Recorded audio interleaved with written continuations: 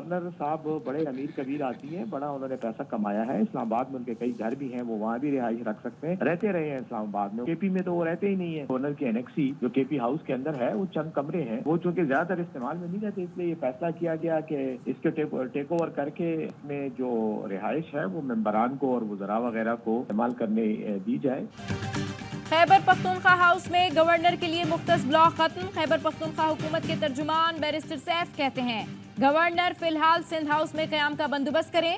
Governor annexe में फिलहाल अराकीन सूबाई असम्बली और वुज़रा इस्तेमाल करेंगे। गवर्नर खैबर पख्तूनख्वा के लिए केपी हाउस में मुतबादिल रिहाइश का बंदोबस्त किया जा रहा है। गवर्नर दिल न हारे, केपी हाउस में उनका दाखिला बंद नहीं करेंगे। गवर्नर के लिए मुख्तस ब्लॉक खत्म करने का फैसला काबीना के गुज़िश्ता इजलास में किया था। मैं तो अगर मुझे कोई पसंद नहीं है उसको मैं दाखिल बंदी नहीं ला सकता। हम इंशाल्लाह बेहतरी की तरफ जाएंगे, हम तरक्की की तरफ नहीं जाएंगे। मैं किसी लफ्ज़ी जंग में, किसी सियासी जंग में नहीं पड़ूंगा। गवर्नर हाउस कभी किसी के खिलाफ साजिश का गढ़ नहीं बनेगा। मैंने कल भी अपने CM साहब को दावत दी है कि आए मेरे साथ खाना खाएँ, या वो खर्चे कर ले, मुझे बुला ले, मैं उनके पास खाने के लिए तैयार हो जाने के लिए।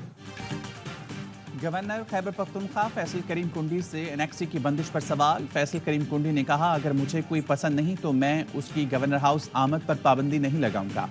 गवर्नर हाउस कभी किसी के खिलाफ साजिश का गढ़ नहीं बनेगा।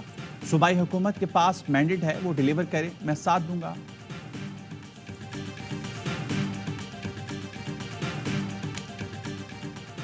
बस बहुत हो गया, इदारों को निशाना बनाना बंद करें। कोई पगड़ी उछालेगा तो पगड़ी का फुटबॉल बनाएंगे। बार बार इंटेलिजेंस इदारों का नाम लिया जा रहा है। शवाहिद दें, आपके साथ खड़े होंगे। सेनेटर फैसल वाउडा की न्यूज कॉन्फ्रेंस, कहा अल्लाह के डर से अपने मनसब पर रहते हुए बगैर पगड़ियां उछाले फैसला करें। हमें डर नहीं, अगर फौज नहीं होगी तो पाकिस्तान भी नहीं बचेगा। कानून बनाने वाले दोहरी शहरियत नहीं रख सकते तो जज कैसे रख सकते हैं।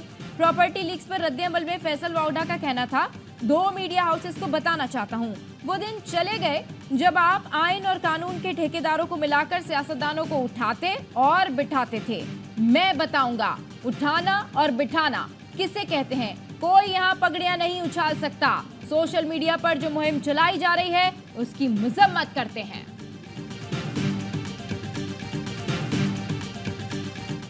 सुप्रीम कोर्ट में केस लगा हुआ है। खान को उन्होंने जो है वीडियो लिंक के जरिए सुप्रीम कोर्ट ने बुलाया है। ये ऐवानों में बैठे हुए ये थर-थर कांपेंगे। सुप्रीम कोर्ट ने कल वीडियो लिंक पर बानी पीटीआई के हादसे का हुक्म दिया है। बानी पीटीआई कल वीडियो लिंक पर पेश होंगे। ऐवान में बैठे लोग थर थर कांपेंगे। सरदार लतीफ खोसा कहते हैं जस्टिस बाबर सत्तार के खत के बाद कल प्रेस कॉन्फ्रेंस करके हर्जा सराई की गई। अटॉर्नी जनरल को मैंने उंगली पकड़कर कानून सिखाया, लेकिन ऐसी बातें कभी नहीं सिखाई। अटॉर्नी जनरल, वज़ीर कानून और वज़ीर इत्तलात मुस्ताफी हों।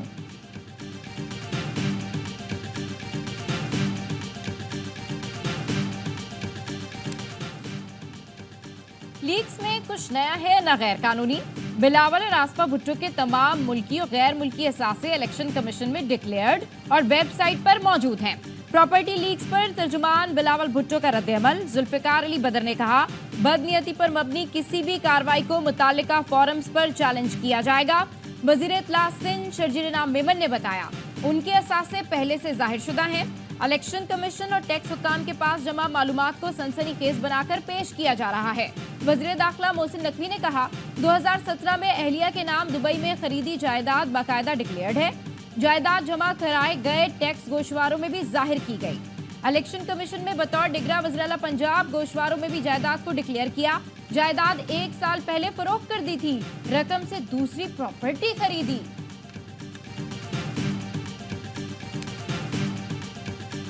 पनामा लीक्स का क्या हुआ था जो अब प्रॉपर्टी लीक्स का रौला पड़ गया। नवाज शरीफ का पनामा से ताल्लुक नहीं था, लेकिन उन्हें टारगेट किया गया। अब प्रॉपर्टी लीक्स में क्या नया इंकशाफ हुआ है।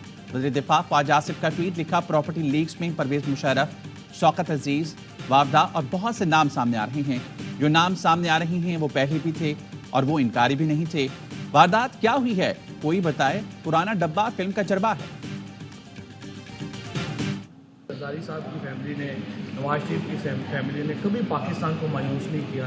जब भी कोई दुनिया में मालियाती स्कैंडल आया है, इनके नाम हमेशा उसमें जो है वो जगमगाते हुए नजर आए हैं। पनामा के केसेस को मुंतकी अंजाम तक पहुँचाया जाता तो आज ये ना होता। मालियाती स्कैंडल्स में नवाज शरीफ, आसिफ जरदारी के खानदान के नाम जगमगाते नजर आते हैं। पनामा केसेस को मंतकी अंजाम तक पहुंचाया जाता तो ये ना होता। फवाद चौधरी कहते हैं किसानों की गंदुम नहीं खरीदी जा रही, जिनकी जायदादें मुल्क से बाहर हैं उनको कोई फर्क नहीं पड़ता। अवाम के दुखों का मदावा सिर्फ बानी पीटीआई की रिहाई है। बयानात से इंतशार की तरफ ना लेकर जाएं, तल्खियां कम करें।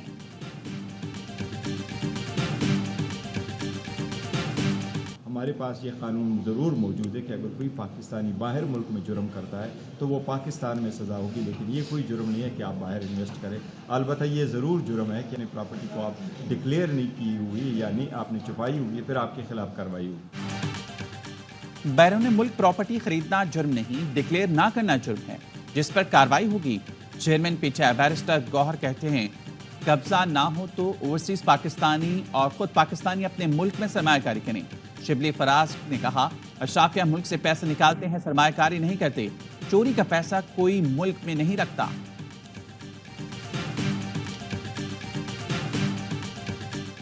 प्रॉपर्टी लीक्स के मुताबिक दुबई में पाकिस्तानियों की जायदाद की मालियत की कीमत $12.5 अरब है। क्या हुक्मरान तबका बताना पसंद करेगा कि रकम कहां से आई, रकम किन जराए से पाकिस्तान से दुबई मुंतकिल हुई? अमीर जमात इस्लामी हाफिज नईबुर रहमान का रद्द-ए-अमल। पूछा हुक्मरान बाहर सरमायाकारी करेंगे तो पाकिस्तान में सरमायाकारी कौन करेगा? ऐसे तमाम अफराद को आला ओहदों से अलग होना चाहिए। 4 सालों की हुकूमत थी, आपने क्यों नहीं रिफॉर्म्स किए? हमने 2018 में इलेक्शन लड़ा है, फॉर्म 45 ही नहीं दिए, गन पॉइंट पे हमारे वोटों की गिनती नहीं की, 3 दिन तक कराची का रिजल्ट नहीं आया। आप अपनी मर्जी की इंटरवेंशन चाहते हैं। एमकेएम पाकिस्तान के रहनुमा मुस्तफा कमाल के ऐवान में तहरीक इंसाफ पर गोलाबारी। कहा पीटीआई के पास 4 साल थे, इलेक्शन रिफॉर्म्स क्यों नहीं किए? आप अपनी मर्जी की मुदाखलत चाहते हैं, आप चाहते हैं आपके लिए मुदाखलत हो तो वो हिलाल। मफामत वक्त की जरूरत है। अगर 2029 का इलेक्शन ठीक करना है तो आएं, बैठें और इस्लाहात करें, वरना मसाइल हल नहीं होंगे।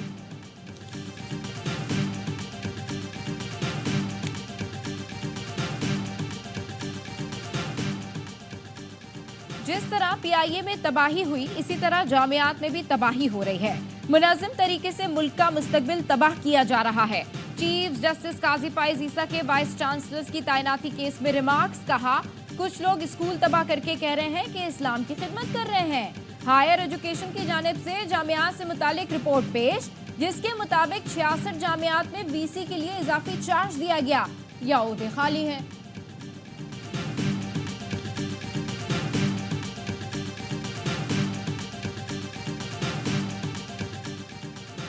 IMF और वजारत खजाना में मुज़ाकरात। IMF का सरकारी इदारों में बढ़ते नुकसानात पर तशवीश का इजहार। सरकारी इदारों की निजकारी के लिए इकदामात की हिदायत। सरकारी इदारों में नुकसानात की रिपोर्ट 2 रोज में तलब कर ली गई। हुकूमत तवानाई सेक्टर का गर्दिशी कर्ज कंट्रोल ना कर सकी, सजा आवाम भुगतेंगे। IMF का जुलाई में बिजली 5 के बजाय 7 रुपए महंगी करने का मुतालबा। IMF का कहना है हुकूमत जुलाई में बिजली महंगी करके 150 अरब रुपए का इजाफी गर्दिशी कर्ज पूरा करे। डेरा इस्माइल खान में लोड शेडिंग के खिलाफ एहतजाज। खवातीन ने ग्रिड स्टेशन पर धावा बोल दिया। ग्रिड रोड ट्रैफिक के लिए बंद। स्वाबी में भी लोड शेडिंग के खिलाफ एहतजाज किया गया। ताजिर दोस्त ऐप ना लेने वाले होशियार हो जाएं। गैर रजिस्टर्ड कारोबार पर 10,000 रुपए जुर्माने का इम्कान। नॉन फाइलर्स के बैंक से 50,000 नकद निकालने पर 0.9% टैक्स लगेगा। आइंदा माली साल के बजट में तजावीज़ शामिल कर ली गई। ताजिर दोस्त ऐप में शामिल होने वाले को नोटिस भेजे जाएंगे। गैर रजिस्टर्ड कारोबार के खिलाफ इनकम टैक्स ऑर्डिनेंस सेक्शन 182 के तहत कार्रवाई हो सकती है। बजट में गैर जरूरी और लग्जरी अशिया की दरामद पर टैक्स बढ़ाने की भी तजावीज़। कराची में वालदैन का इकलौता बेटा डकैती मज़ाहमत पर जान से गया। जहां बहक निहाल अपने मामू अयाज के साथ गुलशन मेहमान से वापस आ रहा था। जमाली पुल के करीब मज़ाहमत पर निहाल ने फायरिंग करके डाकू को मार दिया। हलाक डाकू के साथी की फायरिंग से निहाल जाँ बहक और अयाज जख्मी हुआ। गश्त पर मामूर पुलिस एहलकारों से मुकाबले के बाद फरार डाकू मारा गया। अपोजिशन लीडर सिंध सबरी अली खुर्शीदी कहते हैं कराची से कश्मीर तक ये सूबा डाकुओं के हवाले कर दिया गया। पुलिस से अमन अमान ठीक होकर नहीं दे रहा। आईजी साहब सिर्फ चाय पिला रहे हैं। पुलिस खुशामद में लगी है या फिर लूट मार कर रही है?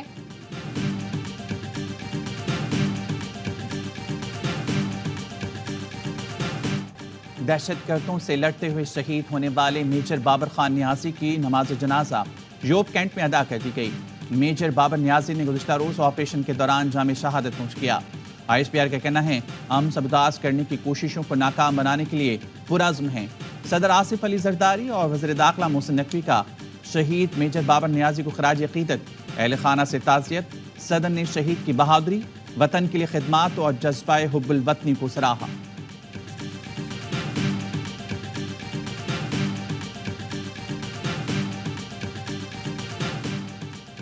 मुजफ्फरगढ़ में थर्मल बाईपास पर फायरिंग से मुकामी सहाफी जाँ भाग। पुलिस के मुताबिक अशफाक अहमद सयाल को मोटरसाइकिल सवार मुलजिमान ने कत्ल किया। मुलजिमान की गिरफ्तारी के लिए छापे मारे जा रहे हैं।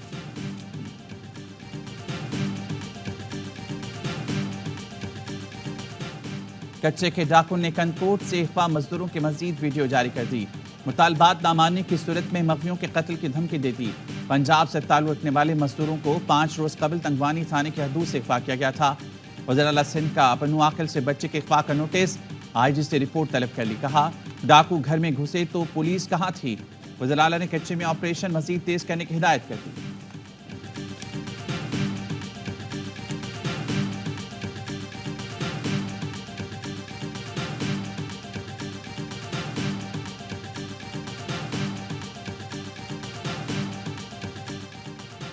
कराची में एक और बच्चा नाले में गिरकर जाँ बहा। 4 साल का यासीन लांडी में वालदा के साथ रिश्तेदार के घर जा रहा था। वालदा कुछ फासले पर थी, ध्यान हटा तो बच्चा नाले में गिर गया। 1.5 घंटे की तलाश के बाद यासीन की लाश नाले से निकाली गई। फलस्तीनी आज यौम नुक्बा मना रही हैं। 76 साल पहले आज के दिन 8 लाख फलस्तीनियों को उनके घरों से बेदखल किया गया। इसराइल के शहर हीफा की फिजाएं फलस्तीन को आज़ाद करो के नारों से गूंज उठी। यहूदी और ईसाई भी मुजाहरे में शरीक हुए। 15 मई 1948 को डेविड बिन गोरियान ने इसराइली रियासत के क़याम का ऐलान किया था, जो फलस्तीनियों के लिए यौम स्याह है। फलस्तीनी इस दिन को यौम नुक्बा यानी क़यामत कुबरा करार देते हैं।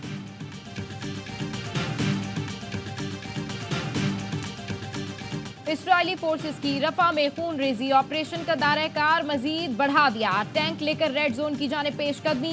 मुख्तलिफ इलाकों में हमास से झड़पें। हमास ने सहूरी फौज को निशाना बनाने की वीडियो जारी कर दी।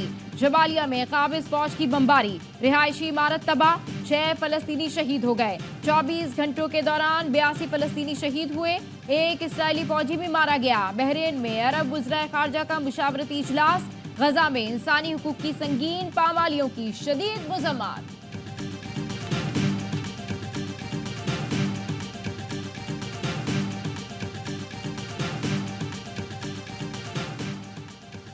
गवर्नर सिंध कामरान टेसोरी से मॉरिशस के हाई कमिश्नर की मुलाकात। दो तरफा तिजारती, सकाफती ताल्लुकात, सरमायाकारी और दीगर अमूर पर गुफ्तगू। गवर्नर सिंध ने कहा बाहमी ताल्लुकात वक्त गुजरने के साथ मजीद मुस्तहकम हो रही हैं। मॉरिशस के सरमायाकारों को हर मुमकिन मदद फराहम करेंगे। सरमायाकारी के लिए SIFC भरपूर मुआविन और मददगार साबित होगा।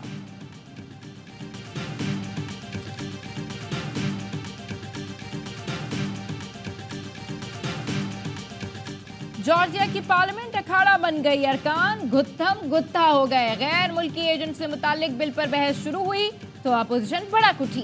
अरकान एक दूसरे पर चढ़ दौड़े। हंगामा आराई के बावजूद हुकूमती बिल पास हो गया। अपोजिशन ने कहा बिल जमहूरियत के लिए खतरा, यूरोपीय यूनियन में शामिल होने की कोशिश को नुकसान पहुंचा सकता है।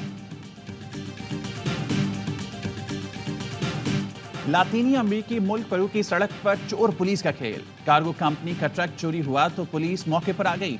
ड्राइवर कई गाड़ियों को टक्कर मारकर निकल गया। पुलिस ने फायरिंग करके चोर को पहले जख्मी और फिर गिरफ्तार कर लिया। और कोयटा में 2 रोजा लिटरेचर फेस्टिवल का आगाज। मुल्क भर से शायरों और अदीबों की शिरकत। तलबा की भरपूर दिलचस्पी। कोयटा में पहली बार इस फेस्टिवल के इनेकाद पर खुशी का इजहार किया। अदबी मेले में सकाफती अशिया के स्टॉल्स भी सजाए गए हैं।